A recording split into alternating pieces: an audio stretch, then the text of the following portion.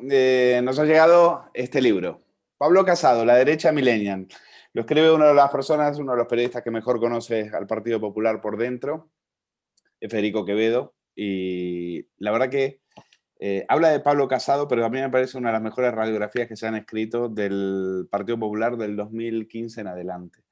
Y en algunas cosas me parece que tiene unos análisis muy interesantes que tengo la suerte de poder comentarlo con él. ¿Qué tal, Federico? Gracias por atendernos. Muy bien, Luis, encantado. Gracias a vosotros.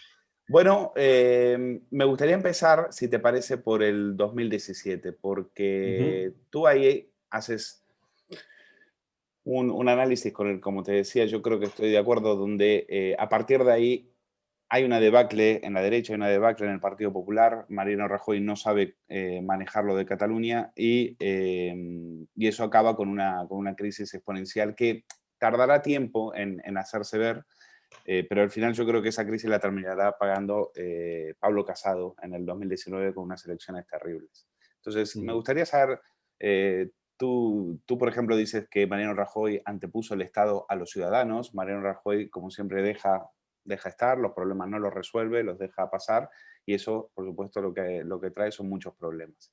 Ujú. A partir de ahí, ¿qué herencia dejó Mariano Rajoy?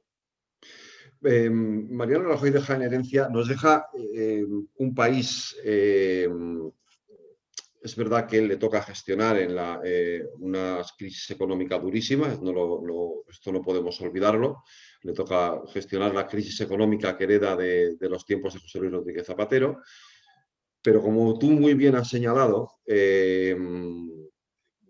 Rajoy hizo algo que yo creo que fue un error, que fue anteponer efectivamente la razón de Estado a los sentimientos o las emociones o las necesidades y los problemas de la ciudadanía.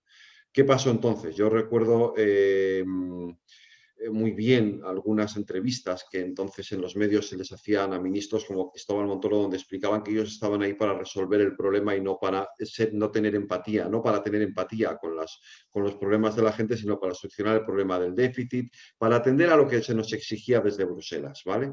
Que era un poco, en definitiva, la cuestión. Bueno, ¿qué ocurrió? Pues que terminó esa crisis, es verdad que se solucionó problemas graves como el tema, como la cuestión financiera, y todavía hoy estamos viviendo ahora con esta fusión de CaixaBank y de Bankia, digamos, la resaca de todo aquello, ¿no? Lo que nos costó todo aquello, pero deja una brecha social tremenda.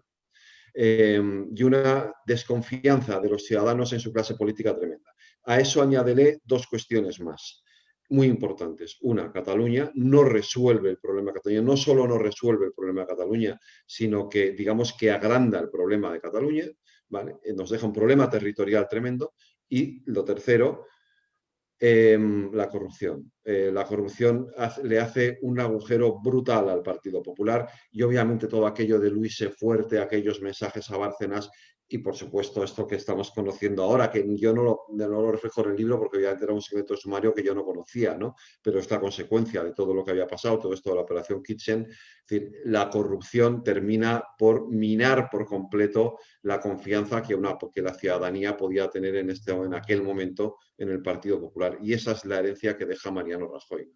No sé si a ti te pasa, tú conoces esa casa mucho mejor que yo, pero la operación Kitchen me parece ya otra cosa, me parece peor que la corrupción. Me parece ya utilizar las herramientas del Estado para aniquilar, para exterminar políticamente a un enemigo que encima es uno de los suyos y sobre todo que estaba Sí. bajo su mando. Tiene un aspecto tenebroso. De hecho, no, hasta cuesta encajarlo con el Partido Popular de Mariano Rajoy, ¿no? Exacto, es que a ti te habrá pasado lo mismo que me habrá pasado a mí, que tengo que a mucha gente, ¿no? A ti te hablan de la operación Kitchen y te dicen que ha sido bajo un gobierno de Podemos, perdona, y no es, claro, y dices, vale, me lo creo, porque esto tiene que ver con ¿no? Con el chavismo, con el bolivarismo, etcétera, etcétera.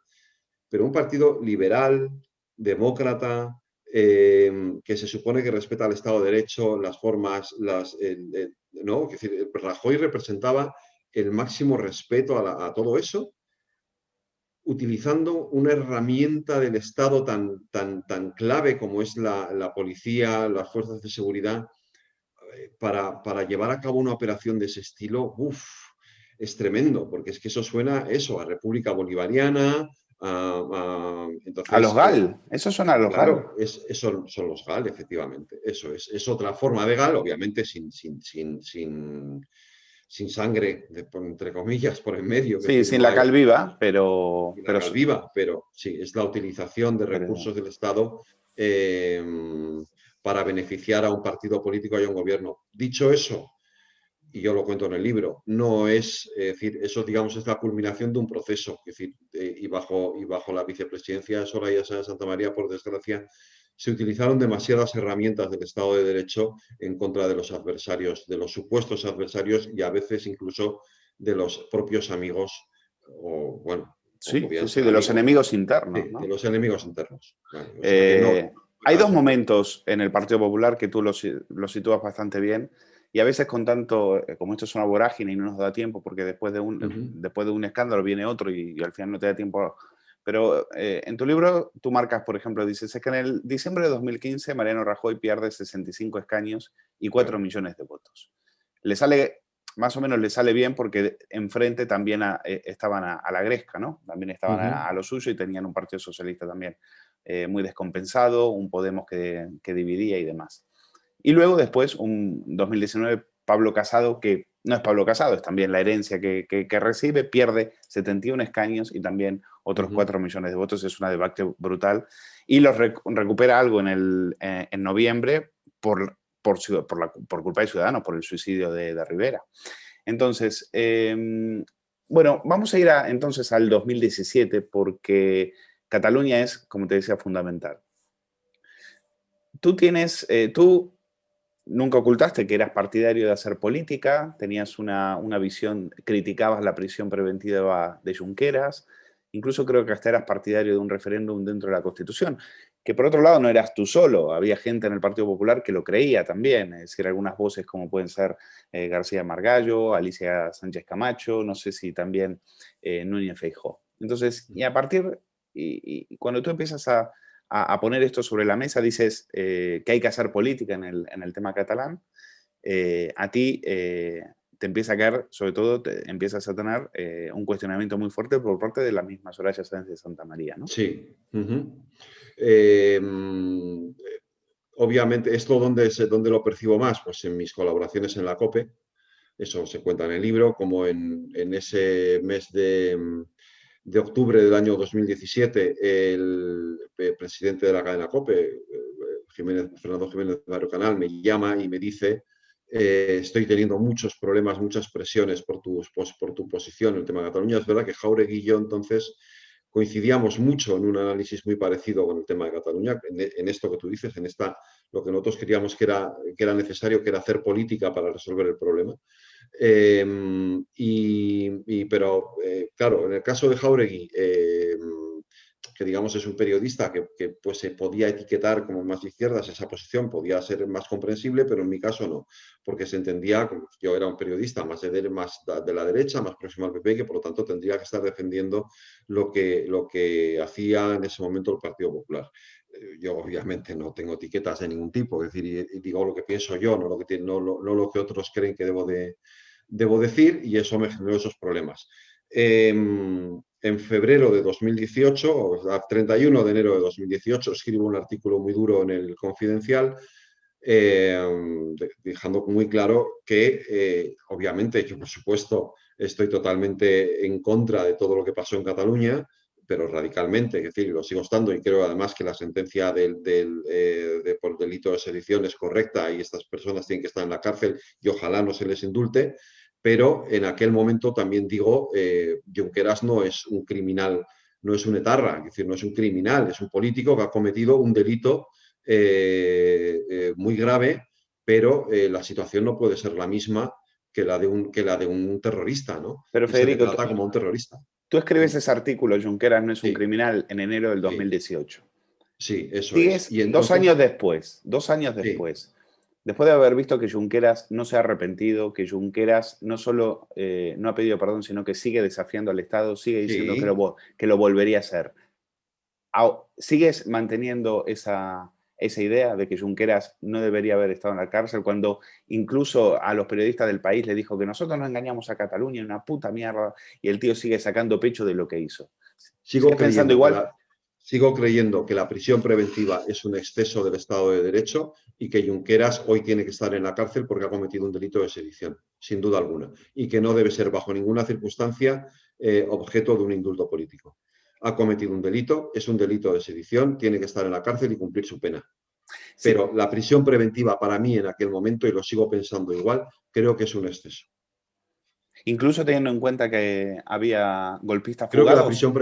yo creo que la prisión preventiva es una medida excesiva y que solo debe aplicarse en delitos de sangre. No creo que de hecho, para mí es excesiva incluso en el caso de políticos o sí, sobre todo de políticos que luego han sido condenados por delitos de corrupción. Salvo que de verdad hubiera, como en el caso de Pero había riesgo Puigdemont. de fuga, ¿no? Es decir, había Pero siete golpistas se habían fugado. sí, pero yo creo, es verdad que se habían fugado, pero yo estoy convencido de que Junqueras no se hubiera fugado. Y además hay mecanismos para evitar las fugas. Lo que pasa es que a Puigdemont le dio tiempo de fugarse. Es decir, pero yo creo que existen mecanismos para evitar fugas sin necesidad de la prisión preventiva. La prisión preventiva a mí me parece un exceso en un Estado de Derecho. ¿Sigues pensando que habría que darle a Cataluña un pacto fiscal, privilegios fiscales como los tienen Navarra y el País Vasco? Sí, pero en otras circunstancias, obviamente hoy no. Quiero decir, creo que esto era algo que se podía haber negociado en su momento. Creo que Mariano Rajoy comete el error de no abrir esa puerta cuando le va a visitar a Artur Mas, porque si por lo menos la hubiera dejado abierta y además diciéndole, como le dijo, no es hoy, ahora no se puede porque estamos en plena crisis, pero vamos a negociarlo y ver qué se puede hacer después. Creo que eso hubiese sido razonable, no solo para Cataluña. Yo creo que la responsabilidad fiscal, la corresponsabilidad fiscal, la deberían de tener todas las comunidades autónomas como ocurre en otros estados federales. Pero hoy, a fecha de hoy y en las circunstancias en las que estamos, obviamente poner sobre la mesa la corresponsabilidad fiscal no nos lleva a ninguna parte porque tampoco va a resolver el problema. No sé, dentro de unos años, si conseguimos enderezar el problema que ahora tenemos en Cataluña, se puede volver a retomar un diálogo sobre eso, pero hoy por hoy, ni eso, ni el referéndum, que es otra de las cosas que yo también he defendido, creo que puedan ser, que sea posible ponerlo sobre la mesa. Yo siempre creí que eran medidas preventivas, entre comillas, pero Que hoy había que no haberlas son, tomado antes. claro, pero no son medidas curativas. Es decir, esto ahora ya no va a curar, entre comillas, el cáncer que tiene la situación, ¿no? Una de las cosas, quiero volver al tema mediático porque una de las cosas interesantes de tus libros es que no te guardas nada. Y así como en el libro es el cambio estúpidos, ya contabas que habías recibido presiones en ese caso de Martínez Campos. ¿Lo Sí. dije bien, Carmen Martínez Campos? Carmen Martínez, sí, la que fue secretaria de Estado de Castro, Comunicación. Carmen Martínez Castro. Martínez Castro, sí. Carmen Martínez Castro. Bueno, en este libro hablas precisamente de la actitud que tuvieron Soraya de Santa María y su brazo ejecutor, que era en ese momento María Pico. A ti, como decimos, hay un artículo en el Confidencial que te trae mucho dolor de cabeza. En la COPE llega un momento donde el presentador del programa, de la linterna, donde tú y Jauregui tenían una sección, Colmenarejo, tienes una discusión con él y directamente decide quitarte del programa por presiones, al parecer, de Moncloa. Y esto acaba también con un artículo tuyo en el Confidencial que también te trae problemas después de haber sido un periodista fundador de ese digital, después de haber estado 20 años, y también te quedas sin esa columna. También podría agregar que te purgaron del 24 horas. Y no sé si me estoy dejando algo en el tintero. ¿Qué sensación te deja? Porque esto, uno está acostumbrado a que sí, el PSOE, sí, la izquierda, Podemos, pero la Que derecha va también a tiene lo suyo, ¿eh? cuidar mucho mejor entre comillas, de los periodistas en los que ellos confían que la derecha. A ver, Luis, entiendo una cosa. Es decir, yo lo he personalizado porque yo no puedo dar nombres de compañeros tuyos y míos que han sufrido situaciones parecidas sin su permiso para hacerlo, ¿vale? Pero lo que yo he vivido lo han vivido otros, ¿vale? Y las persecuciones, la persecución de Hacienda, por ejemplo, fue brutal durante ese periodo a determinada gente. Gente que tú y yo conocemos, ¿vale? A la que se le puso la agencia tributaria, les hacían inspecciones prácticamente a diario. Periodistas que en su momento pues, se volvieron críticos con la forma que tenía Mariano Rajoy de gestionar todas estas cuestiones. Entonces, pues es que yo no puedo dar nombres sin que esas personas me den permiso para contar cosas que en muchos casos son íntimas, ¿no? Y que obviamente yo no puedo contar. Entonces yo lo personalizo en lo que he vivido yo, pero lo que he vivido yo no es algo que haya vivido yo. Es algo que hemos vivido muchos compañeros en unas circunstancias muy concretas. Tú cuentas en el libro algo que es estremecedor, me parece lo más increíble del libro, y es una copa Sí, de en el Navidad. PP, una copa de Navidad en el Partido Popular. Tú estabas bajo una No, inspección en de... Moncloa. En Moncloa, Ah, en en Moncloa, Moncloa. perdón. Y tú estabas en ese momento siendo sometido a una de esas inspecciones de la agencia Sí. tributaria, y se te acerca Cristóbal Montoro, ¿y qué te dice? Me viene a decir, no me acuerdo la frase que es textual, que está puesta en el libro, que si quiero quitarme de encima esa presión, ya sé lo que tengo que hacer, que es decir, defender las posiciones del gobierno y del Partido Popular. Cosa que obviamente en ese momento pues no hice, ¿no? Y por supuesto esa situación siguió adelante. Montoro te dice, Ujú. podemos arreglar lo tuyo, Sí, eso pero es. ya sabes lo que tiene que pasar. Eso es. Terrible, ¿eh? Es de mafioso, ¿eh? Sí, porque además un ministro de Hacienda no debería de saber que estás siendo sometido a una inspección de Hacienda o que estás teniendo problemas con Hacienda. No tiene que saberlo. No puede saberlo. ¿Y tú cómo te quedaste? Pues no sé, me quedé en blanco no, pero dije, ostras, o sea, qué fuerte, ¿no? Es decir, además no sé, yo no me acuerdo con quién estaba y a alguien le dije, joder, mira lo que me acaba de pasar. O sea, pero es que no me acuerdo quién era, por eso tampoco lo puse luego en el libro, porque no me acuerdo con quién estaba en aquel momento. Pero a alguien le dije, fíjate lo que me acaba de pasar. O sea, me quedé muy sorprendido, la verdad. Es que Muy sorprendido. es impresionante. Es una escena que el lector Mm, se queda helado. Se queda helado.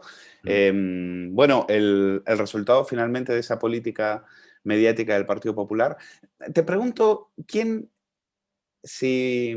sabíamos que Soraya, María Pico colocaban a Ujú. sus periodistas en las tertulias. ¿Cómo se repartía el trabajo con Martínez Castro? ¿De qué se ocupaba Martínez Castro y de qué se ocupaban Soraya y María Pico?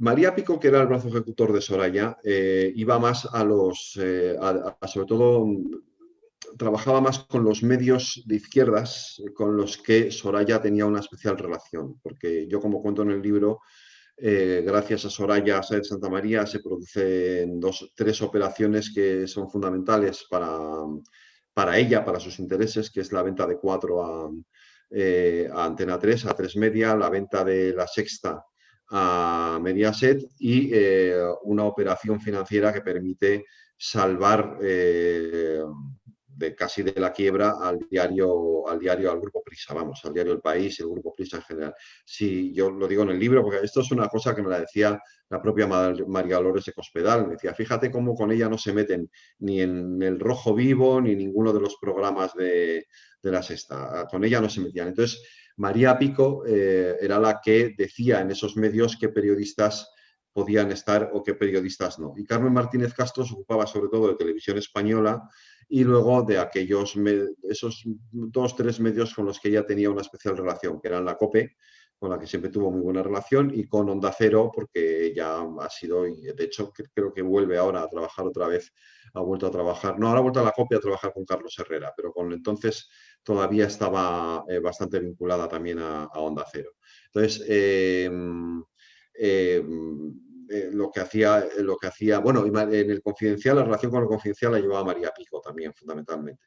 Entonces, ellas se dividían un poco los medios en los que decidían qué periodistas entraban o qué periodistas no, o a qué periodistas había que sacar o a qué periodistas no. Nacho Cardero, director del Confidencial, también te dijo en su momento que parecía que tenías una obsesión con Soraya, que dejaras Que de tenía algo criticarla. personal. Sí. Sí, que tenía algo personal. Sí, me lo dijo en el mes de marzo de ese mismo año. Es que parece que tienes algo personal. Y le dije que no era verdad. Que lo que pasa es que era crítico con la forma en que se estaba gestionando, sobre todo el tema de Cataluña. Aún así paré de escribir, dejé de escribir sobre Soraya Sáez de Santamaría durante unos meses, pero luego pasó la moción de censura, vinieron las primarias, se disputaban entre tres personas el liderazgo del PP, María Dolores de Cospedal, Soraya Sáez de Santamaría y Pablo Casado, y yo me posicioné en contra de Soraya Sáez de Santamaría, y entonces ya, allí ya se acabó definitivamente todo, ¿no? ¿Qué pasó con aquella COPE que en un momento determinado Vire decide también quitarse, hacer una purga de muchos analistas de centro derecha? En relación, decían que con el tema catalán y demás. ¿Tuvo que ver también ese miedo que le dio en cierto momento al Partido Popular, que algunas voces por ahí eran demasiado críticas y que elevaban demasiada la voz y buscaban voces más moderadas? Yo creo que la COPE vivía una contradicción, ¿vale? Por un lado, tenía que defender las posiciones del gobierno, pero por otro lado te recuerdo que la COPE es una cadena que depende de la conferencia episcopal. Y en la conferencia episcopal hay un grupo, un sector de obispos que son catalanes y que presionaron mucho, sobre todo en lo que se refiere no tanto a la cadena, no tanto a la radio como a lo que entonces era la televisión, bueno, y sigue siendo la televisión del grupo, que es 13TV, por algunas posiciones muy duras en contra de Cataluña y de lo que estaba pasando en Cataluña. Entonces, en la COPE se vivió esa contradicción de una manera bastante difícil de gestionar. Y efectivamente eso hizo que periodistas con opiniones tan diferentes como las que podía tener yo, la que podían tener otros compañeros nuestros, pues acabáramos siendo purgados tanto de la tele como de la radio. ¿Crees que, bueno, dices cosas en el libro con las que estoy de acuerdo, por ejemplo, la base electoral del PP se pierde, eso te lo comenta la misma Cospedal, te dice, esa Sí. gente de clase media que nos votaba y demás se han ido, ya no creen en nosotros, les hemos exprimido, pero Rajoy, se lo intento decir a Rajoy y Rajoy no me escucha, está absorbido por Soraya Por Sáenz de Soraya. Santamaría, sí. Yo creo que hay dos. Yo creo que tú recordarás aquel congreso del año 2008 en el que Rajoy dice aquello de los liberales que se vayan al Partido Liberal y los conservadores que se vayan al Partido Conservador. No ocurrió de manera inmediata, pero acabó ocurriendo con el paso del tiempo. ¿Por qué? Pues porque el Partido Popular llevó a cabo desde el Ministerio de Hacienda una política fiscal absolutamente socialdemócrata que cargó de una manera desmedida con impuestos y con una presión fiscal brutal a las clases medias y con una política, volvemos otra vez al tema de Cataluña o al tema de la corrupción, ¿qué hizo? Pues que efectivamente los liberales del partido que se sintieron abandonados por el gobierno del Partido Popular fueran un partido liberal, que era Ciudadanos, y que los más conservadores que rechazaban la posición con el tema de Cataluña y que sobre todo rechazaban la pérdida de principios que estaba teniendo el Partido Popular en ese momento, pues se fueran a un partido como Vox. Y entonces el Partido Popular se quedó huérfano de votantes. ¿Qué te ha parecido finalmente la salida, que tú la cuentas muy bien, la salida de Rajoy, esa moción de censura a la que Rajoy no da la batalla? Yo ahí pongo una nota mía, digo, porque tú me haces pensar, ¿no? Y digo, claro, Rajoy es un tío que resiste, pero no es un tío que sabe en esos momentos, quizás no está acostumbrado a dejar pasar el tiempo, a aguantar y no quizás a haber peleado un poco más, ¿no? Por estar ahí. ¿Qué te parece qué ha dejado esa sensación, esa salida tan lamentable políticamente de un político tan importante, ¿no? Pues, a ver, en esa tarde yo creo que Rajoy tira la toalla muy pronto, no lucha, como dices, porque fíjate, o sea, es que lo tenía muy, y te lo siguen diciendo en el PP, sí era muy fácil. Lo único que había que haber hecho era dimitir y haber permitido que Soraya Sáenz de Santamaría, que era la vicepresidenta del gobierno en ese momento, accediera a la presidencia del gobierno y se había desactivado inmediatamente la moción de censura. Pero las presiones fueron brutales para que eso no ocurriera, eso también es verdad.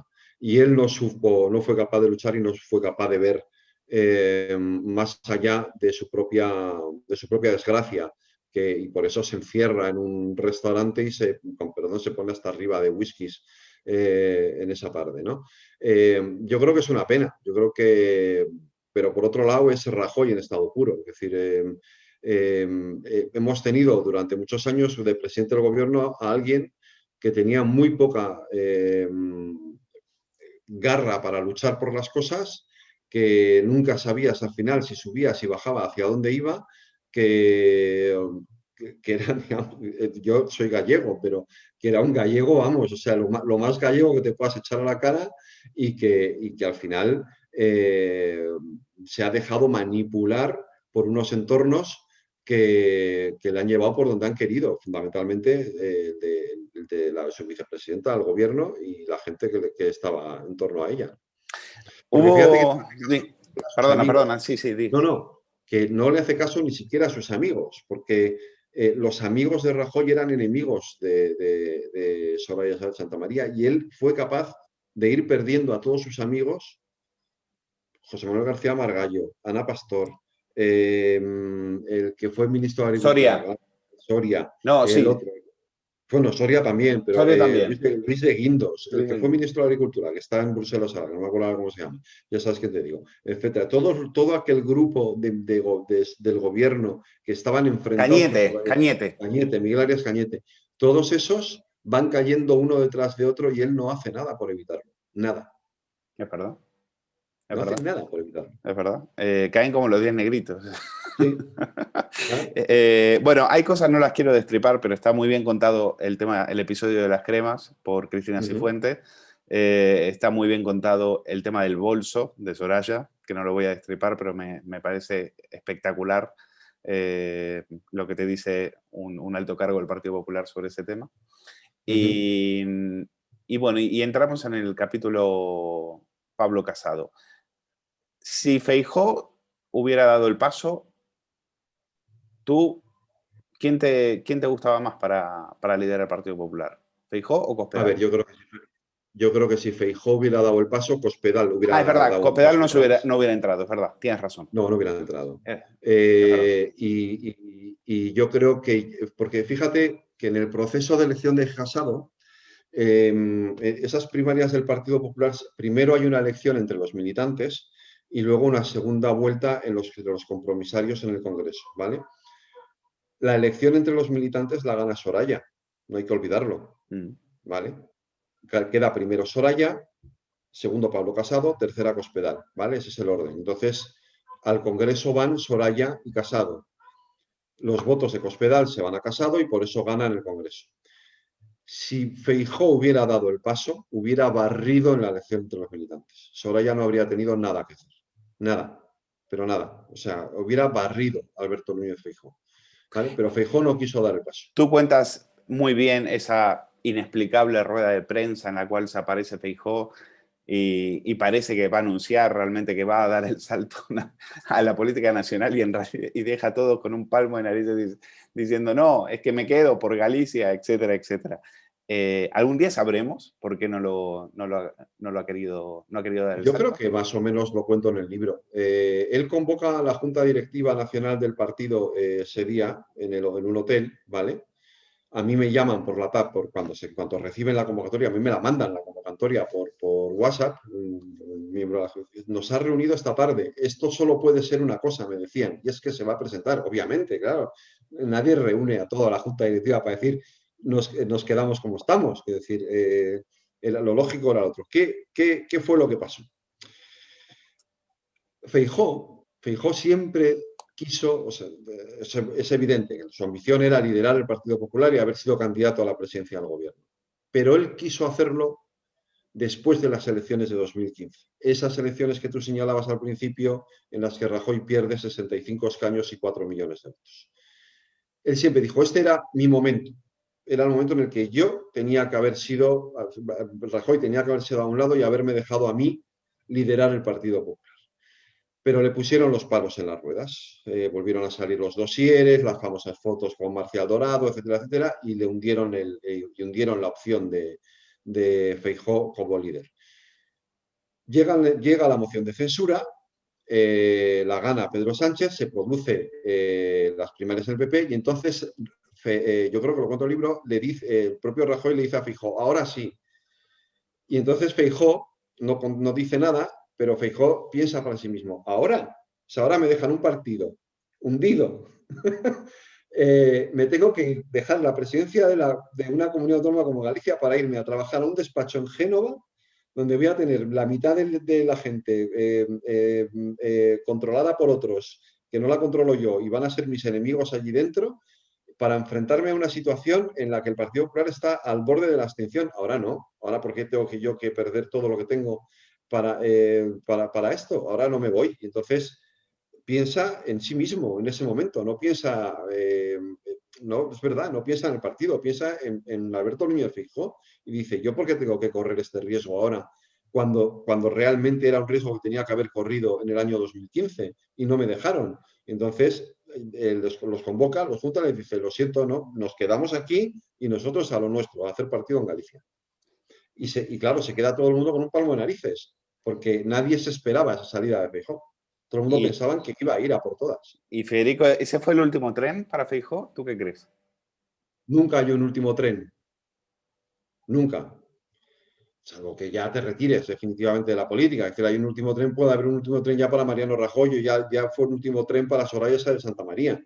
Pero Alberto Núñez Feijóo está ahí. Es presidente de la Junta de Galicia, gana con mayoría absoluta, sigue siendo un referente para todo el Partido Popular y vamos a ver lo que pasa en el futuro. Yo no descarto nada. También es verdad que no es el único. Ahí está Almeida, que es un personaje cuya figura política ha crecido de manera espectacular en estos meses.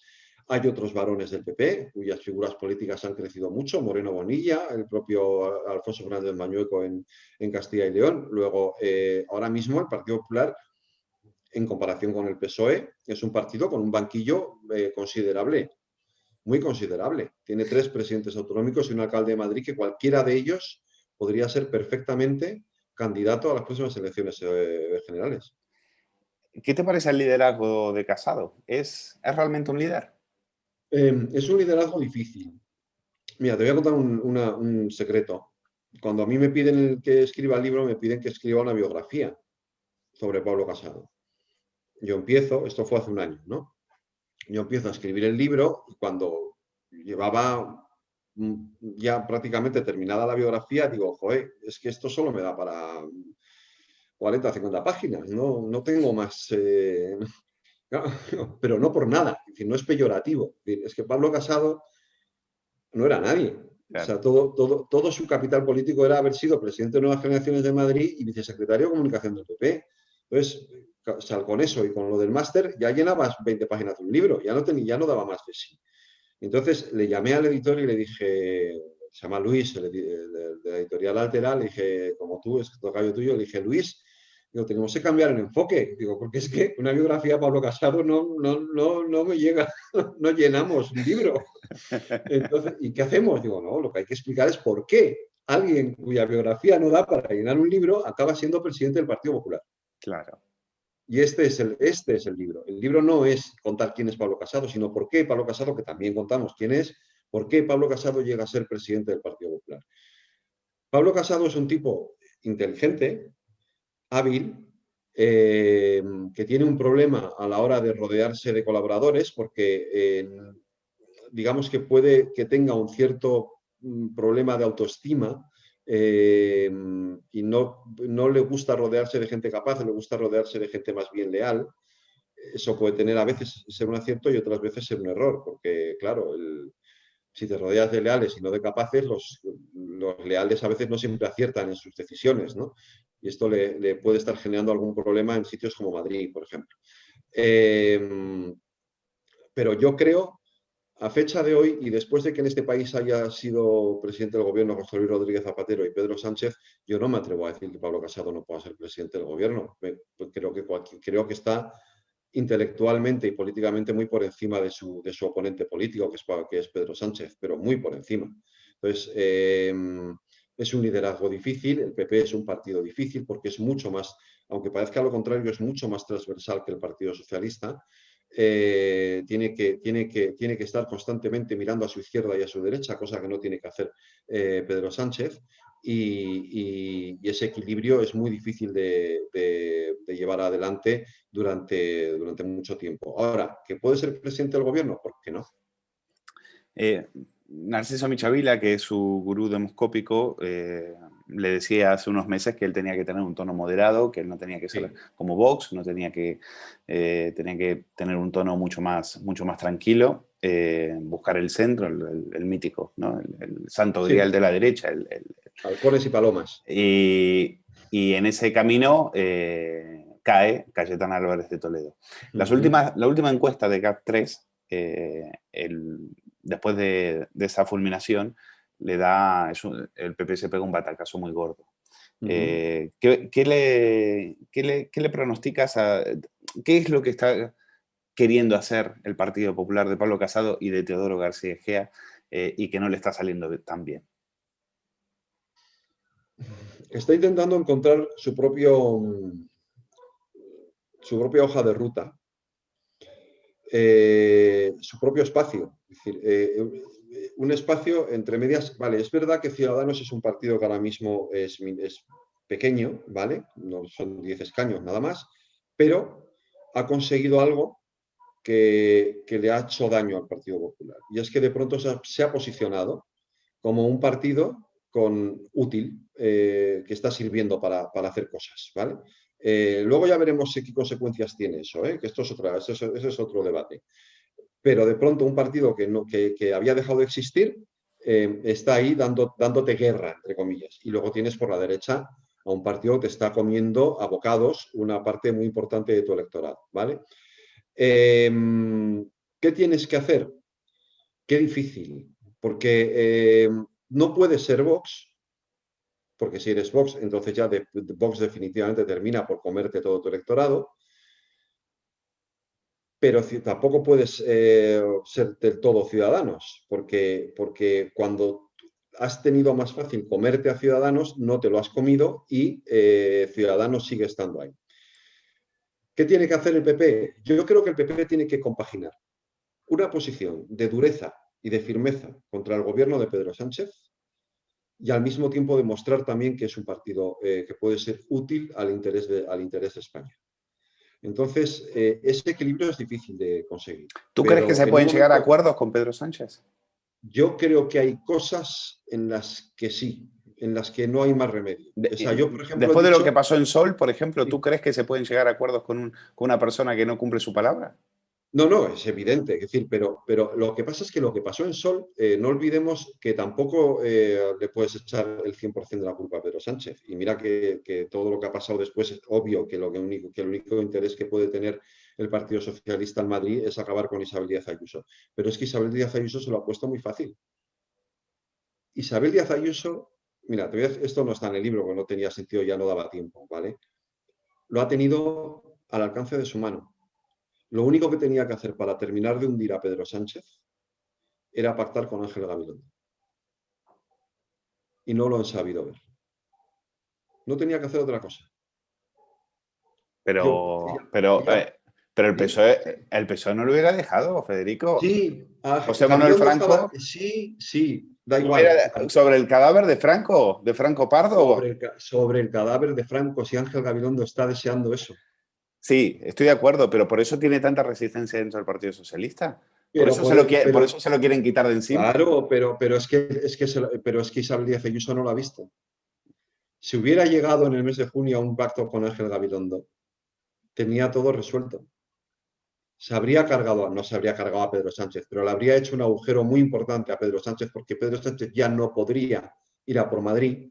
¿Cómo vas a ir a por Madrid si Madrid ha pactado con tu partido a Madrid? ¿Cómo vas a ir a por Madrid? Igual que no puedes ir a por el ayuntamiento. No hubiera podido ir a por Madrid, ¿vale?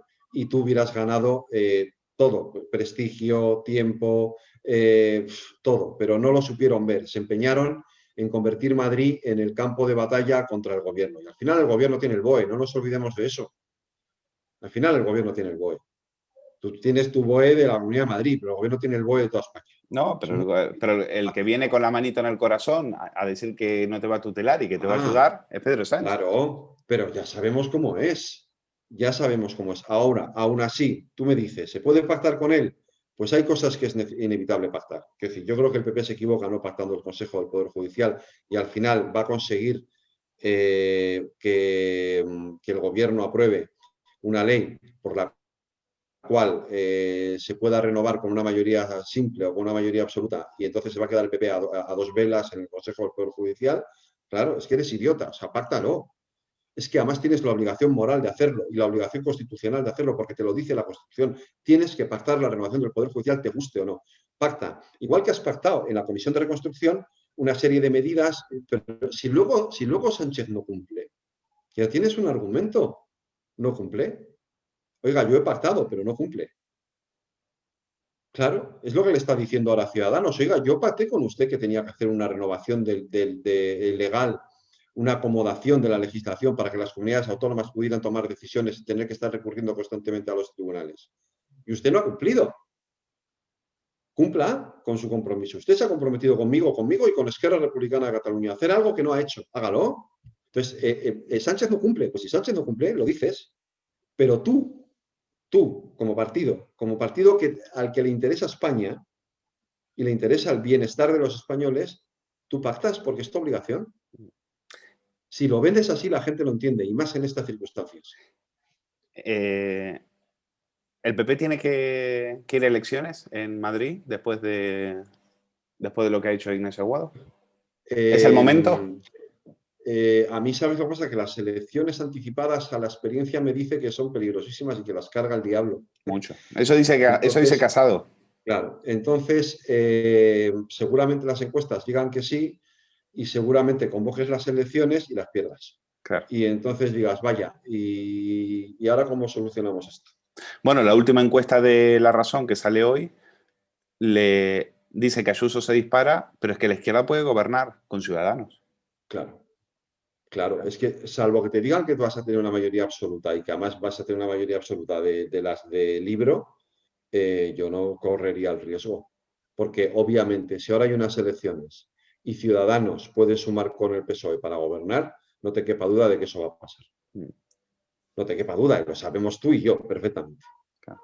Porque Ciudadanos lo va a hacer, porque yo creo que es obvio que se están arrepintiendo de no haberlo hecho hace un año y ellos no van Ciudadanos no va a ir a una moción de censura ahora porque no le conviene, pero si hubiera unas elecciones y saliera un resultado, por mucho que crezca el PP, si no llega a la mayoría absoluta, va a haber un pacto a la izquierda. Porque es que además la extrema izquierda va a dejar que gobiernen el PSOE y Ciudadanos solos. Ni siquiera se van a meter en ese gobierno, con tal de que no gobierne el PP. Pues lo vamos a dejar aquí, Federico. Me quedaría horas hablando contigo. Pero bueno, la cita era por este libro editado por Altera. Pablo Casado, La derecha millennial. Es mucho más que un libro de Pablo Casado, como ya se habrán dado cuenta, y por eso merece la pena ser leído. Federico, gracias por estar con nosotros y te escuchamos, a ti, Luis. Te escuchamos en El Balance, en Capital Radio, de lunes a jueves a las 8 de la noche, ¿verdad? Hasta las 10, de 8 a 10, eso es. Pues ahí saben nuestros espectadores qué es lo que tienen que hacer por la noche para informarse. Gracias, Federico. Gracias a ti, Luis. Un abrazo.